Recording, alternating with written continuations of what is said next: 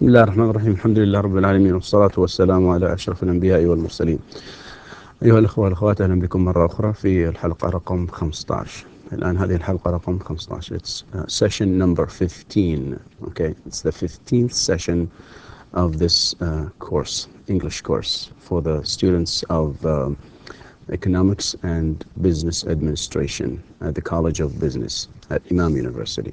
Okay, لنبدأ.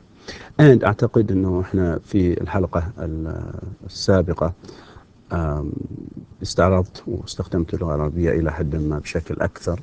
استعرضت بعض التمارين اللي ناقشناها في الحلقات التي من قبل، ونكمل التمرين رقم 4 بشكل سريع حتى ندخل في موضوع آخر. Okay, let's do that so we don't waste time. Okay. لاحظ هنا في الاكسرسايز نمبر 4 كما قلنا احنا it says حسب الدايركشن here او التعليمات كيف إكمال التمرين هذا. Write P if this apostrophe with S means position, and write is if that of course is if it is إذا كان مقصود بالapostrophe مع الاس مقصود فيها is. والفرق طبعا هذه تعتبر لي ايش possessive، يعني شيء يملك، او عندما نقول انه شيء يعني نضيفه لشخص آخر أو شيء آخر، وهنا يقصد فيها إيش الفعل be لأنه تكتب زي بعض. Let's take the first example. He's a businessman.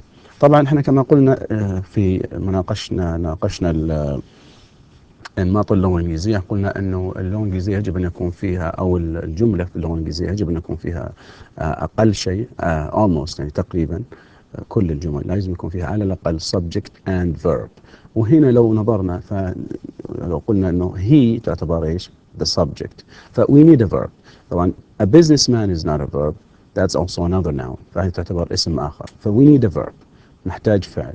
and where's the verb in this sentence؟ فهو it's this، it's is، لكنه مكتوب بطريقة إيش مختصرة، contraction with contraction، يعني إيش attaching the verb be to the pronoun he. فنقول he بدل ما نقول he is instead of، أنا دائما أستخدم كلمة instead of، يعني بدل ما نقول he is a businessman we say he's a businessman. So this one is a verb be and it is this one. إذن وجبنا عليه طبعا من أول. لاحظ الثاني هنا this is Mazin's sister. طبعا هنا already عندنا الverb be، فعندنا فعل في الجملة، فلذلك هنا نضيف هذا إلى هذا، نضيف the sister to Mazin، فهي أخته هو. أوكي، فنقول هذه تعتبر P، it's a possessive. وطبعا هنا السؤال what's his job؟ and that is of course is. لو فكرت أنت شوية أعتقد أنك أنت راح تجاوب عليها أنت أو أنتي. it is the verb is. Ibrahim is Sammy's father. Ibrahim is Sammy's father. That's P. And Shadin is Shadin's father. Sorry, yeah, Shadin's father is. إذن هنا أبو شادن. Shadin's father is a bank manager. هنا تكون أيضا P. إذن معناها it's a possessive. Who's Sammy? And here it's a question and we need a verb. كما تعرفون أيضا إحنا لما نستخدم WH words يأتي بعدها إيش الفعل be مباشرة، في حال استخدام طبعا الفعل be مع الأسئلة هذه، مع كلمات الأسئلة WH words. فنقول who is Sammy أو who's Sammy، that's is. واللي بعدها أيضا next one number 7 is Shadin's 11. Shadin's 11. Shadin is 11. Shadin's 11 means Shadin is 11. Okay. لكن قد تكون هنا لو في كلمة بعد الرقم هنا 11، ممكن نقول لو أضفنا ممكن نقول Shadin's 11 brothers okay are students. ففي الحالة هذه طبعا ممكن تصبح هذه تصبح P، لكن هنا لأنه فقط إيش عندنا رقم شادن 11 أو شادن حتى ممكن نكتبها كتابة. Number 8 Sammy's school is in the center of Riyadh. هنا أيضا it's P. And the next one Ibrahim's wife is 26, that's P. And where are Mazin's parents? That's also P. All right, next exercise. هنا أيضا إنه أعتقد ما أخذنا المرة السابقة، فهو اكسرسايز جديد. رقم 5 هنا بيقول لك إيش add s okay or الفاصلة مع ال s this apostrophe with s أو x nothing. x هنا يعني لا شيء، يعني راح يكون x إذا كان لا نكتب أي شيء في المكان المتروك فاضي هنا. فنبدأ بالأولى number 1 my name محمد. طبعا هذا أيضا جملة تحتاج verb be، فهل هي هذه أو هذه أو هذه؟ طبعا هذه مقصود فيها أنه تستخدم بالأسماء لتوضيح أنها جمع يعني عادة.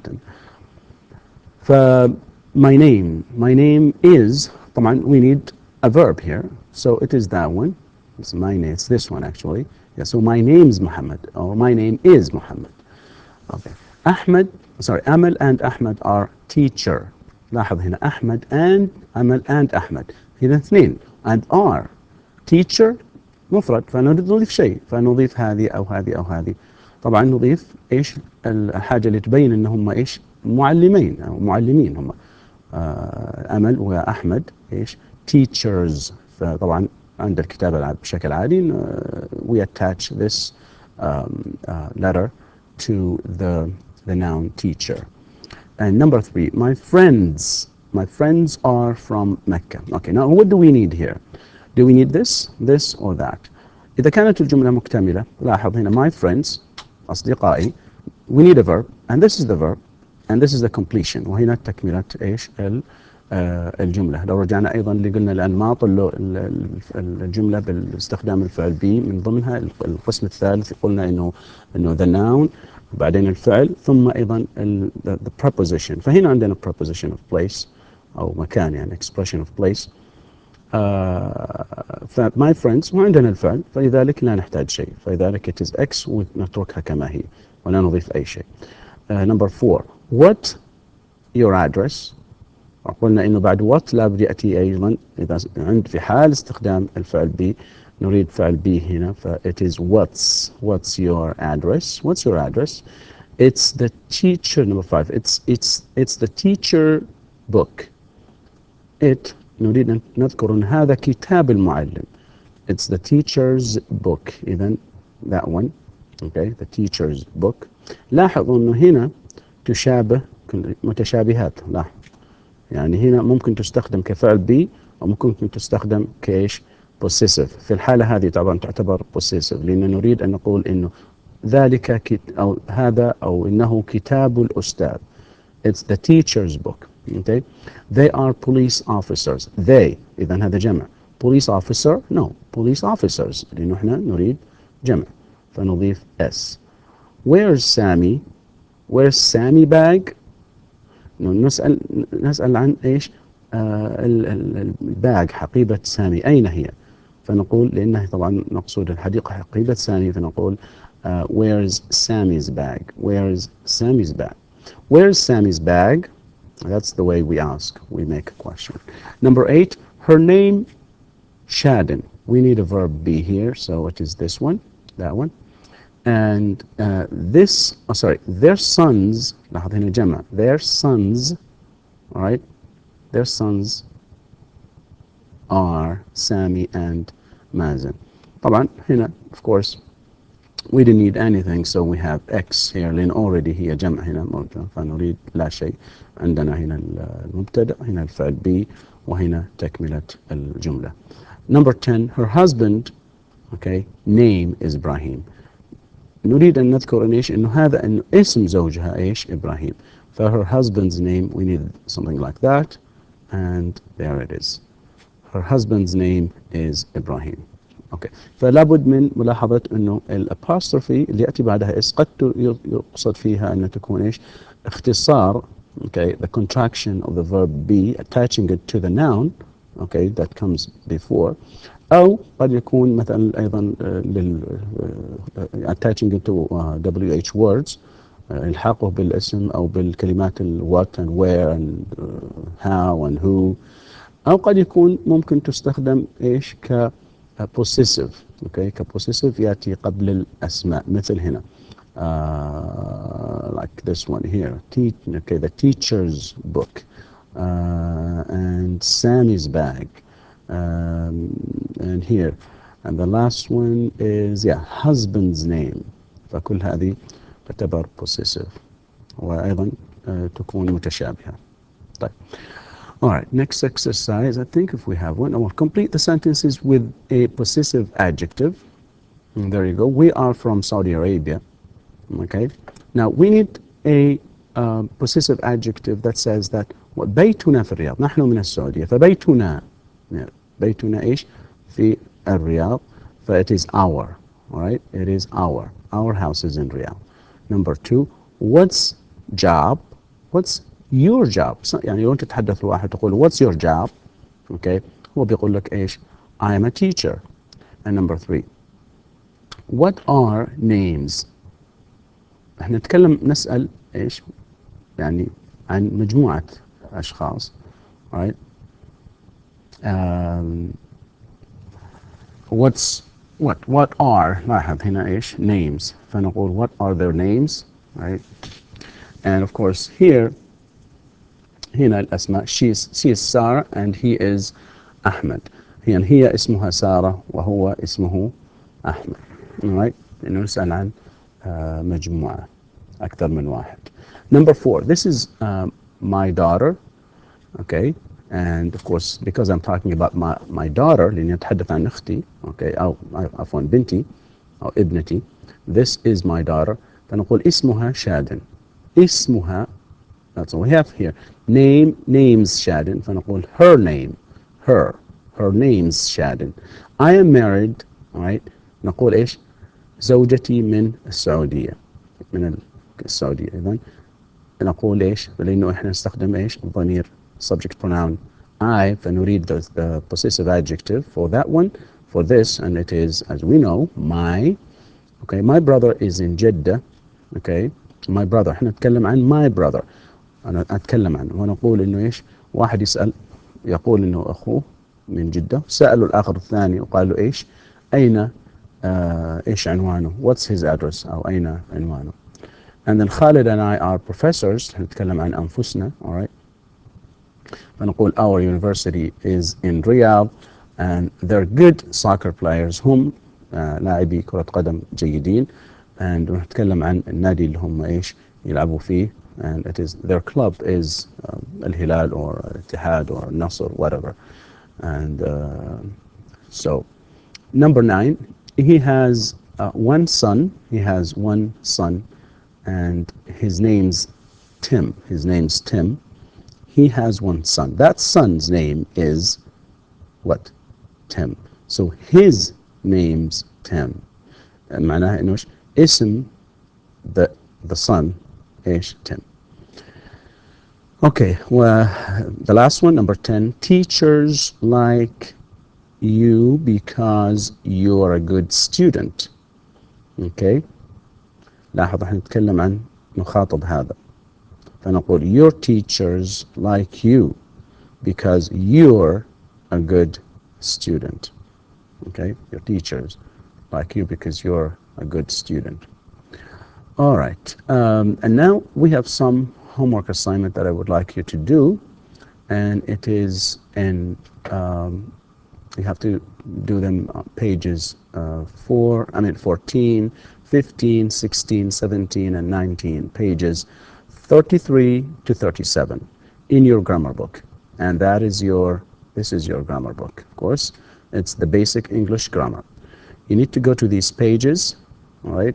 I mean, page 33 until page 37 and do these exercises. في تمارين الموجودة في الصفحات من 33 إلى 37 في هذا الكتاب. Okay? I would like you to do them. أريدكم إيش أن تعملوا هذه التمارين تحلوها. And I think you can do them بعد ما الآن استعرضنا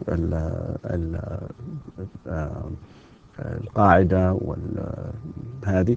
أعتقد أنه بإمكانكم إن شاء الله تحلوها بكل سهولة. فالإكسرسايزز 14 15 16 17 وأيضا 19. أوكي. الآن ننتقل إلى موضوع آخر باستخدام الverb be وهو عند الحديث عن الفيوتشر. When we talk about future means مستقبل. عندما نتحدث عن المستقبل okay كمثال this course will be easy. يعني this is just an example. I'm giving you an example. فلما نقول this course will be easy لاحظ will معناها سوف يكون سهل. هذا الكورس أو هذه المادة ستكون سهلة. هذه المادة ستكون سهلة. لاحظ هنا إيش affirmative معناها إيش كما تعرفون حلقة من الحلقات السابقة مقصود بها مثبت. فنقول I will be. طبعا هنا في حاجة لم أكمل فقط أردت أن أذكر الشكل فقط أو الصيغة يعني المطلوبة هنا. I will be ممكن a teacher مثلا. You will be, he will be, she will be. فلاحظ هنا لا نغير أي حاجة على الكلمة اللي تشير إلى المستقبل اللي هي كلمة will. لاحظ أوكي يعني رغم تغير البروناونز هنا فلا يتغير أي شيء. أنا أقول مثلا هنا he wills no كما يعني أو مع الجمع ممكن نضيف لها s هنا ما نقول they wills no. طيب and well how do we make a question من هذا؟ كما نعرف احنا في ال yes no questions لو قلنا مثلا I am a teacher نقول السؤال راح يكون am I a teacher؟ فهنا أيضا نفس الشيء تأتي will في البداية فنقول will I be and then a teacher. مثلا لو قلنا هنا I will be a teacher the question will be will I be a teacher وأيضا ممكن تكمل البقية. ممكن أيضا يكون في negative sentence. Negative sentences like these. Sorry. I will not be a teacher. I will not be وتكملتها أيضا a teacher. فأنا الآن هذه فقط الصيغة وفي الشريحة التي بعدها إن شاء الله the next slide will give us some examples. We'll look at some examples of the use of future. So let's go there. Future. The course will be easy. Okay. هنا طبعا قلنا الأمثلة. Okay. All of these. نقرأهم بشكل سريع. Affirmative. I will be there. Question. Will I be there? Negative. I will not be there. طبعا نريد أن تفهم الشيء هذا أيضا نريد إكمالها بكلمة there. فهنا طبعا لابد من إكمالها بكلمة there. أنت تكملها إن شاء الله. طيب. You will be there. Right? Will you be there? You will not be there. نفس الكلمة. ممكن نضيفها هنا. He will be a teacher. Will he be a teacher? لا بنضيف كلمة هنا. فأنت من خلال دراستك بين إيش اللي لما when you go through this whole slide عندما تستعرض هذه الشريحة راح تبين أو تستطيع أن تميز إيش اللي ممكن نضيفه بعد هنا. هل هذه كاملة أم لا؟ لاحظ he will be a teacher. طيب will he be لابد نذكر a teacher. Will he be a teacher? He will not be a teacher. and وتكمل البقية أيضا أنت بنفسك. Okay. طيب. Now let me just go back a little bit and just say them so that you can do them later on yourselves instead of بدل ما تتعقدوا معها تكون صعبة فراح أذكر الجمل على كل. I will be a teacher. So I will be there. The question will be will I be there? I will not be there. This is negative. You will be here. Will you be, sorry, you will be here. Will you be there? Oh, this can be here or there. You will not be there. He will be a teacher. Will he be a teacher? He will not be a teacher. She will be fine. Will she be fine? She will not be fine. It will be safe. Will it be safe? It will not be safe. We will be with you. Will we be with you? Okay. We will not be with you. They will be at home. Will they be at home? They will not be at home. Okay, here's an exercise that we want to do. Okay, so below is a weather forecast for some word series next week. فهنا الآن راح نشاهد هنا إيش the forecast أو حالة الطقس لبعض المدن العالمية. Okay, as we can see here, next week's weather forecast. Next week's weather forecast. طبعا كلمة weather اللي هي إيش الطقس. forecast أيضا الطقس أو حالة الطقس المتوقعة يعني للأسبوع القادم. لاحظ الجملة هذه بالمناسبة يعني just to remember what we have discussed in the previous session يعني يعني تذكير لما ناقشناه في الحلقة التي قبل هذه إنه لاحظ هنا الابostrophe هنا إيش المقصود فيها؟ أنت تتذكرون؟ هنا طبعا المقصود فيها إنه إيش؟ it's a possessive. okay لاحظ apostrophe مع s المقصود فيها إيش؟ next week's weather يعني the weather okay the weather forecast of next week. طب okay فبدل ما نقول the weather forecast of next week نقول next week's weather forecast. وهنا المدن طبعا مكة 40 القدس Jerusalem 30 Cairo 24 كايرو القاهرة طبعا Washington 4 London minus 16. Okay. Now, what we need to do here, of course, is to complete these sentences. Okay. Using, of course, the information. We have to study this table here, and we use the information here to complete these sentences. نريد نستخدم المعلومات الموجودة في التيبل this table here لإكمال الجمل اللي موجودة هنا الآن. So number one, next week, إيش تتوقع يعني what do we have to put here؟ ولما نتكلم عن الطقس نذكر the pronoun أو نستخدم the pronoun it فنقول it. لاحظ مكتوبة بالأسود هنا next week it يعني إيش the weather أو الطقس سيكون will be. لاحظ will and will be very hot in Mecca.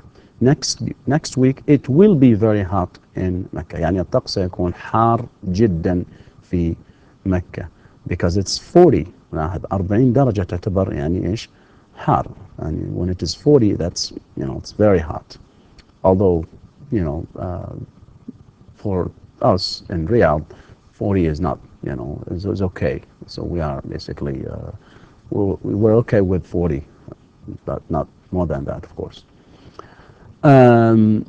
Although it's very hot, of course, when it's 40. And number two, it hot in. لاحظ طبعا هنا إذا كان هنا very hot فهنا ممكن تكون إيش؟ يعني أقل حرارة ف it's still hot يعني ولذا قل it will be hot in. وهنا نريد مدينة in where? This is because هنا preposition in القدس طبعا.